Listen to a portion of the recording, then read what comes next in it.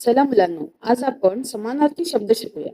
पहिला शब्द आहे अनल, म्हणजेच अग्नी किंवा पावक.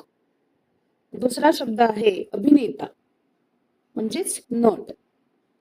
तिसरा शब्द आहे अभियान, म्हणजेच मोहीम. चौथा शब्द आहे अमृत, यालाच सुधा किंवा पियुष असं सुद्धा म्हणतात.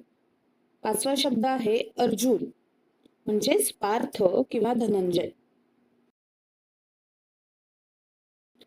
सहावा शब्द आहे अश्व, म्हणजेच घोडा, बारू, हय, तुरग किंवा बाजी. पुढचा शब्द आहे आई, म्हणजेच माता, जननी, माय, माऊली.